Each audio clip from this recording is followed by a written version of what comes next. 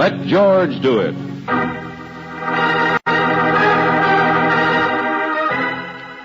Everything is nice. Another adventure at George Valentine. Personal notice. Danger's my stock and trade. If you've locked all the doors but your knees still rattle, you got a job for me, George Valentine. Write full details.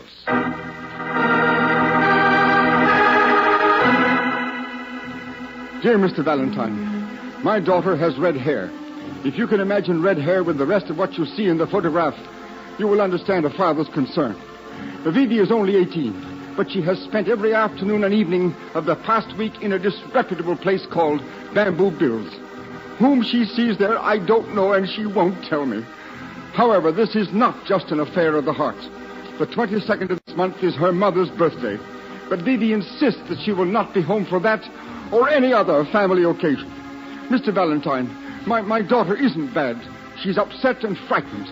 We are wealthy people, and I am positive someone has entangled Vivi in a situation too dangerous for her to handle alone. I will expect to hear from you at your earliest convenience. Sincerely, E.F. Sunderman.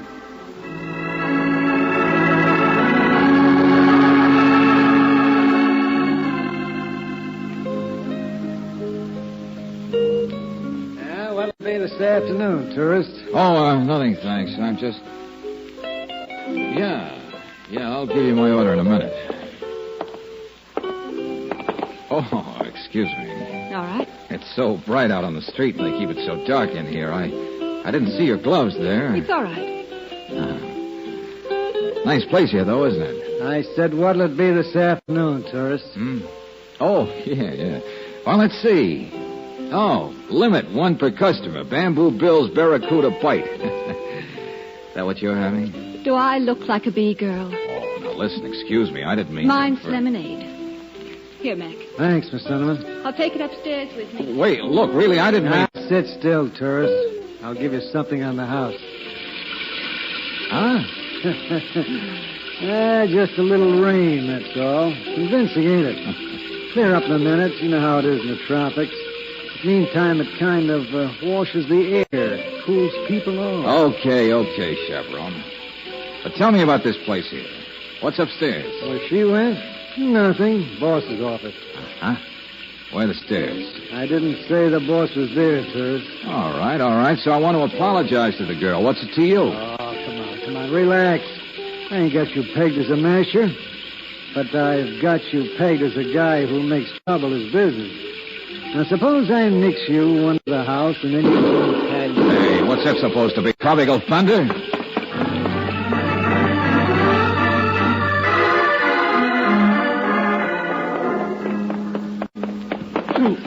Beg pardon? Hey, wait a minute. You just come down those stairs? No. I just thought I heard something through here, that's all. Yeah, like shots maybe, huh? Come on, back up the stairs. One side, old chap. Somebody's No, hurt. you don't. Wait a minute. Get hurt. Oh, Lord. Miss Sunderman, where are you? Miss... Oh, no.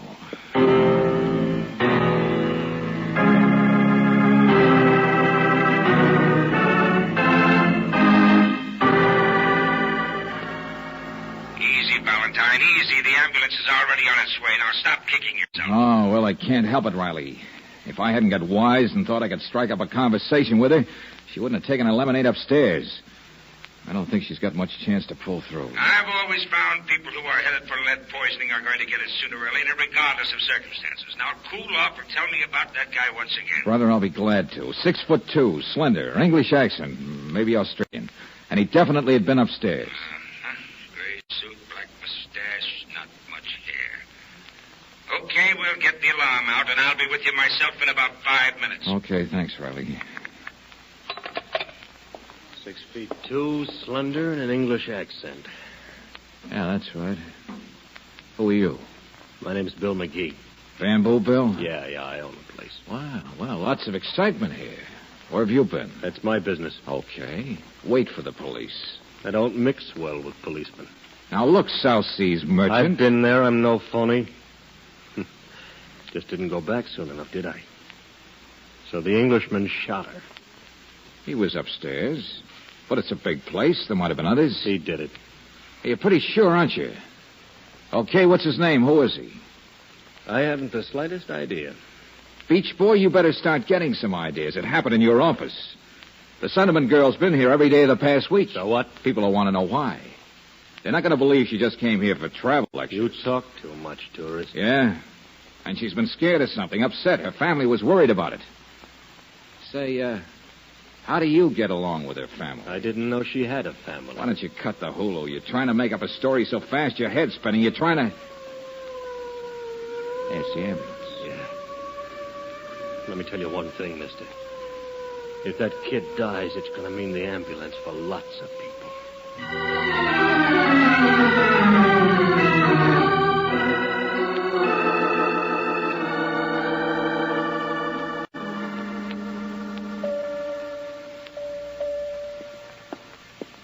Mr. Sunderman, you and your friends will have to go back to the waiting room now. Of course, nurse. Vivi will tell us, Mr. Valentine. She'll tell us as soon as the doctors are through, as soon as she's out of the anesthetic. She may not know who it was, Mr. Sunderman. Those bullets struck her in the back. I mean, even if She'll be all right. I know she will. Of course she will, Mr. Sunderman. Today was her mother's birthday, too, wasn't it? Yes. I wanted everything to be so nice today. What do you mean?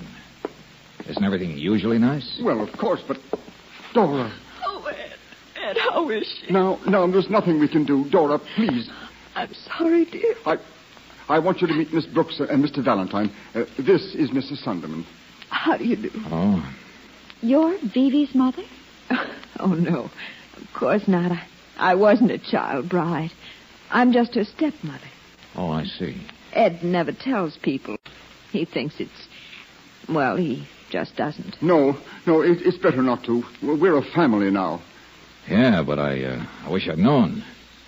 It makes a few things a little clearer. We've been married nearly 2 years now, and... Mr. Valentine was thinking of how Vivi feels about me, darling. Isn't that right? Uh-huh. Well, she hates me, of course. Dora, no, please. After all the effort you've made... Oh, maybe I'm overstating a little, but it's natural, isn't it? For a beautiful girl like Vivi and her young stepmother not to get along. She's bound to resent me. Well, I'm even attractive to some of her men. Don't you think so, Mr. Valentine? Possibly. But after all, I can't help the way I am. Mrs. Sunderman, the important thing is Vivi kept to herself. She kept her own secrets. I know that's true, but I have no idea what this thing was she was mixed up in. Bill McGee, I've never even heard her mention his name. Well, the police will be finding out more about him. And as for this Englishman you saw coming downstairs, her reasons for going to the restaurant in the first place, none of it makes any sense to me. I don't know what to tell you, Mr. Valentine, how to catch my own daughter's murderer. Ed, don't. It's not your fault. But I'm afraid I don't really know anything about Vivi either, Mr. Valentine. I'm sorry I can't help you. Yeah.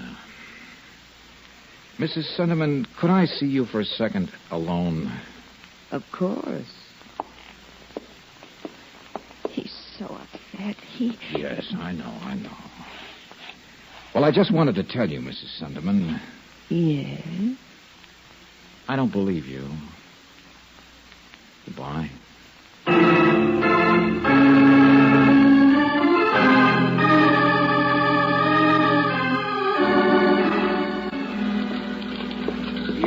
Yeah. I find out nothing, you find out even less. Well, Lieutenant, I threw a harpoon at Mrs. Sunderman, but I don't know whether it hit anything or not. Well, we had the impression she was trying to protect her husband's feelings or trying to... Oh, golly, I don't know. So do I, Miss Brooks. Say, do you know what happened to that South Seas character, Bill McGee? The big operator with the little answers?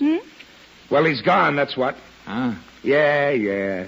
I was getting nowhere with him, so I asked him politely to come to headquarters with a couple of the boys. And he just as politely gave them the shake. Yeah, and he's probably in Tahiti by now, laughing up his sarong. I wish he were. You see, we found out where Osbert Layden lives. Wait a minute. Who? Yes, we did make progress from A to B. The Englishman's name is Osbert Layden. Been in town a couple of years, lives pretty well without working, but behind that, his past is a little too dark for my comfort. What do you mean by that? How should I know? All I can find out is he came from the Orient originally, and my hunch is by way of the confidence game. Uh-huh. And Bill McGee's done a little traveling, too, hasn't he? That's what I'm driving at, and he's traveling today. When we went to Layden's place, we found his landlady shaking like a straight man in a George Adams cartoon. Why? Because she had already been visited by McGee and his suntan boys wearing blood in their eyes. Oh, so that's it. Well, our chances of meeting the Englishman alive are a little slim, aren't they? With the sharks after him. How right you are. Excuse me. Sure. Yeah, Riley speaking. Oh, yeah. Yeah, he's here. Just a minute. It's Doris Sunderland. She wants to talk to you. Oh, well, rose to the bait, huh? Hello, Mrs. Sunderland. Mr. Valentine, I want to talk to you. We're back at the house now. We haven't heard any more from the hospital. Talk about what, Mrs. Sunderland? Well, Ed is so upset, but he's down in the kitchen now, lighting the candles on the cake, still trying to make everything nice for my birthday. Mr. Valentine, he can't keep his eyes closed forever, can he? It isn't kind to protect him from knowing things, is it? No, it's not. Suppose you just... Mrs. Sunderland. Mrs. Sunderland, what was that? I don't know. Downstairs. Wait.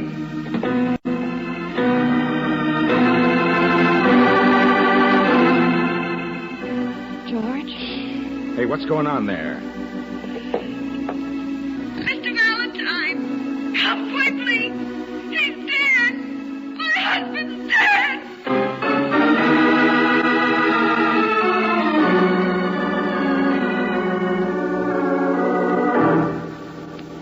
How about it, Riley? Yeah, he was shot through the window all right. The top of one of the birthday candles was clipped by the bullet. He was standing there behind the table. It lines up all right. Uh-huh. Find anything outside the window? Yeah, man's footprint, but it's not clear enough to do us any good. The doctor got the bullet out. It's the same caliber, and it looks like it's probably from the same gun. Oh, yeah, sure. The same person shot them both, but who? Get a load of this, my friend. The sergeant tells me one of our prowl cars spotted the Englishman down at the corner of 4th and Main, a mile from here. Yeah? At exactly 6:25. 6:25? Yeah. And we got here at 6:30, but you heard that shot on the telephone at 6:25 on the button.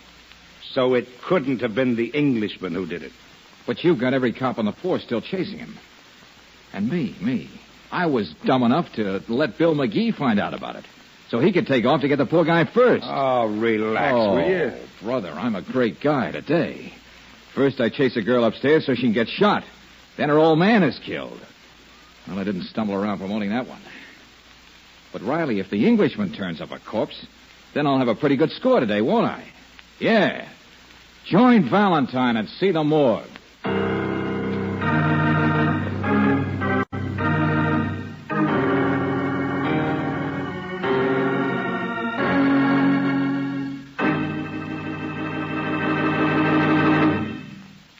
We'll return to tonight's adventure of George Valentine in just a moment.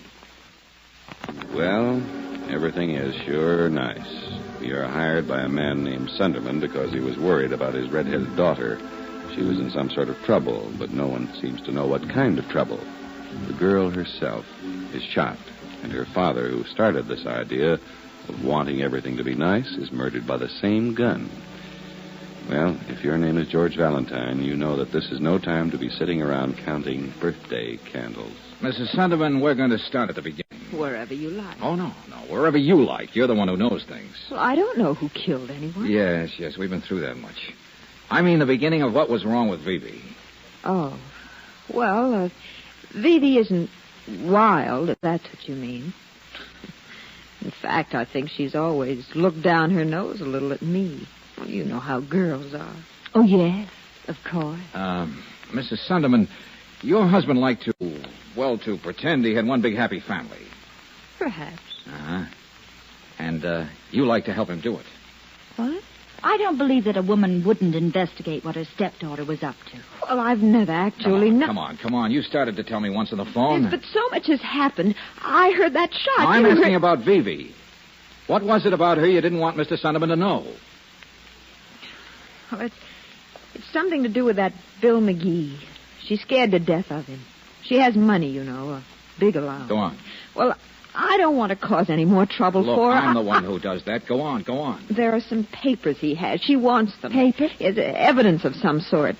I should imagine of gambling, wouldn't you? Oh, I don't know, Mrs. Sunderman. I'm not using my imagination anymore. I just now quit.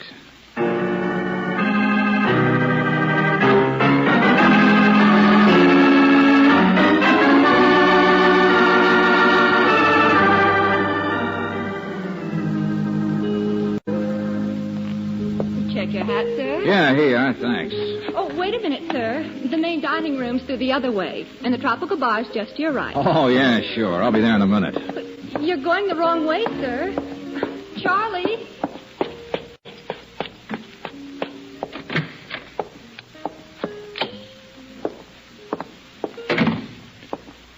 Papers.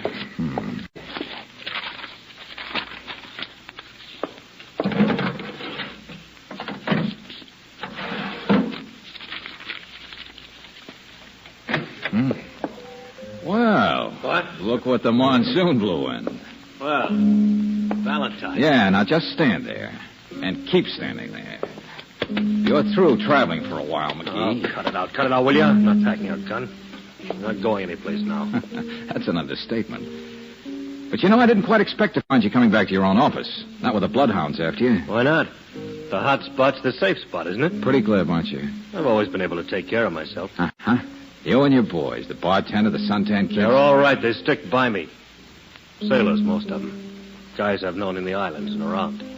They show up, I give them jobs. Oh, sure. Like, taking care of the Englishman? We couldn't find him. Oh, brother, you take a load off my mind. All right, let's talk about gambling. What? Gambling. Like girls with too much dough do sometimes. Still don't get you. Okay. Then we'll make it papers. A piece of evidence you have that might be interesting. Oh. Look, Valentine, you got to understand something. I came to the States and I opened this place to raise money. There's a trading company down in the Celebes. We need a couple of new boats. That's what I like, see? The green places, they get in your blood. The reefs and the blue water. And You're a one-man traveler. Now, listen to me. There was another reason I came, too. It'll sound silly to you, but I came to get me a wife.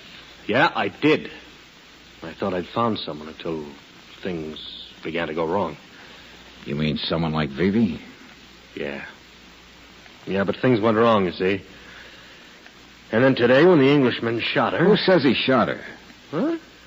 Well, you saw him coming downstairs. You put the finger Now, on get him. this straight, Buster. Vivi was shot with the same gun by the same guy who killed her father. What? But her father was shot at exactly 6:25 tonight.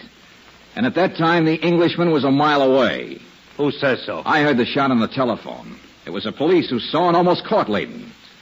He's got a perfect alibi. Now tell me his story. Okay. Okay, Valentine. I'll show you the piece of paper. That evidence you're looking for. Well, that's more like it. It's through here in the next room. I'll tell you the truth, Valentine. I'll show you what it is, and I'll show you... I still take care of myself, tourist.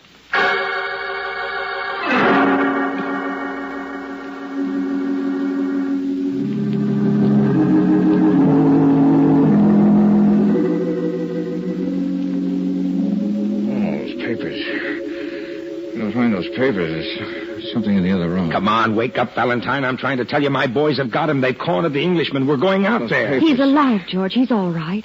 McGee didn't get him. He didn't even get away from here. A piece of paper. Oh, for the love of Mike, there's no papers here. McGee would have taken them after he slugged you, don't you see? George, are you all right? Oh, don't try to move. No, I gotta see it. Piece of paper someplace in here. He said it was. The wastebasket. Sure, the wastebasket. I thought there was paper, all right. Hey, it's been burned in the wastebasket. All right, so he burned it. Hey, look, how long have I been out? Just a few minutes. Uh-huh. Yeah, ashes cold, scattered, settled. You want to bet this was burned hours ago? No, I don't. I just want to get out there where my boys are picking up the Englishman. Okay. Go ahead, Riley. But when I think of how many birthday parties I've been to and how unobservant people can be... George, what in the name... Angel, you and I are going to do a little burning ourselves. In fact, here's our chance to prove you can't burn a candle at both ends.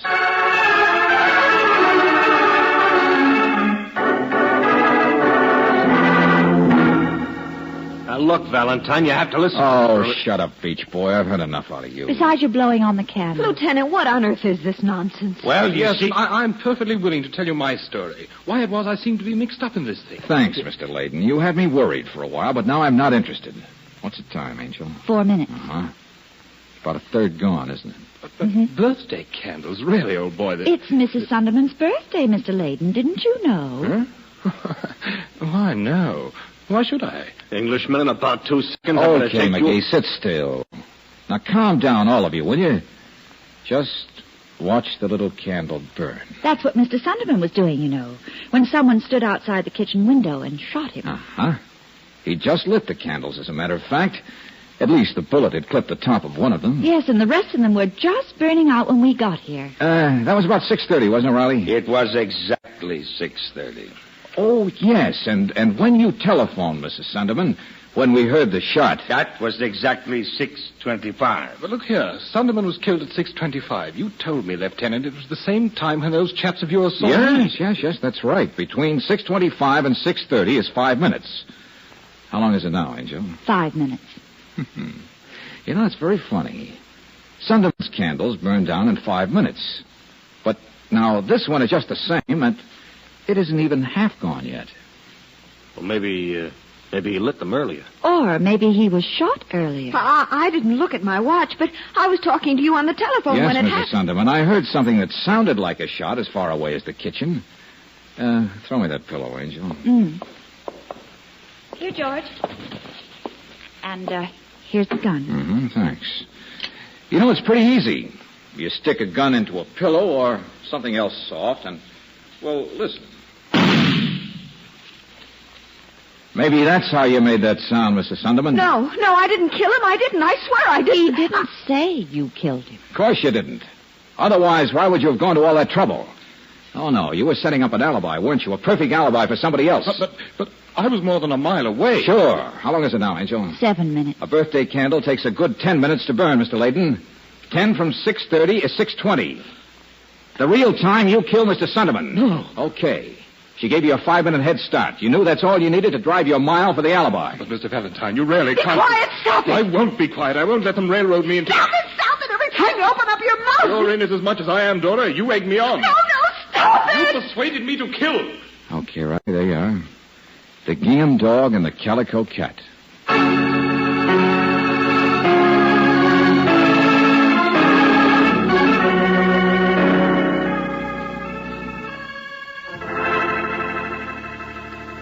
Now, look here, Valentine. Yeah. Now we'll let you talk, McGee. Wait. Let me tell you something, young man. This idea you've got that you can take care of things I yourself... was only trying to protect Vivi and her father. Holding back information that only the law should have. Yeah, but I was on a spot. If you hadn't broken that alibi, Valentine, I would have been a patsy. That's what they picked me for. I know. You mean you couldn't prove anything? It was your word against theirs. After that paper had been burned. Yeah, that's right. That's why I wanted to find the Englishman myself. Well, that paper didn't have anything to do with Vivi, did it? No, of course not. It was something I just happened to have because I've not around in the Orient, because I know a lot of people. Did you know Layden in the Orient? Well, I'd met both of them there, him and Dora. But I had no idea they were in the States until I met Vivi, and she showed me a picture of her stepmother. Uh-huh. And then when Vivi began throwing hints around at home, Dora got worried, huh? Yeah, that's about it. She knew that Vivi already knew and that Mr. Sunderman was already beginning to guess. Knew what? Guess what? What was in the paper? Just a letter, really, but it showed that Osbert Layden was Dora's husband. Is Dora's husband. Mm. Oh. Yeah, a sweet, simple little racket that could have gone on for life. Layden lived on the fat of the land while his wife was also the wife of a rich guy named Sunderman. A guy whose only wish in life was that everything be nice. Don't worry, Valentine. The doctors say Vivi will be all right. And I'll be very nice to her.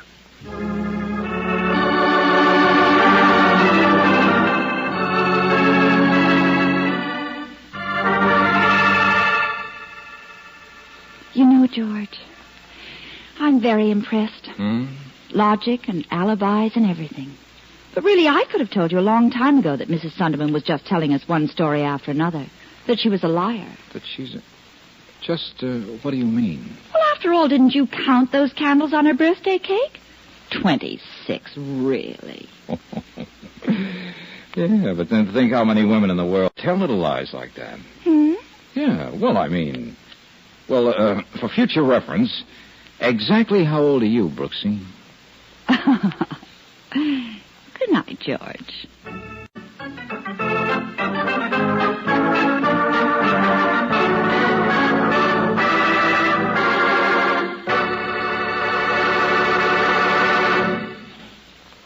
Robert Bailey is starred as George with Francis Robertson as Brooksy. Wally Meir appears as Lieutenant Riley. Let George Do It is written by David Victor and Jackson Gillis and directed by Don Clark. Also heard in the cast were Herbert Rawlinson as Sunderman, Virginia Eiler as Vivi, Dick Ryan as Mac, Dan O'Herlihy as Layden, Larry Dobkin as McGee, and Shirley Mitchell as Dora. The music is composed and presented by Eddie Dunstetter. Your announcer, John Heaston. Listen again next week, same time, same station, to Let George Do It.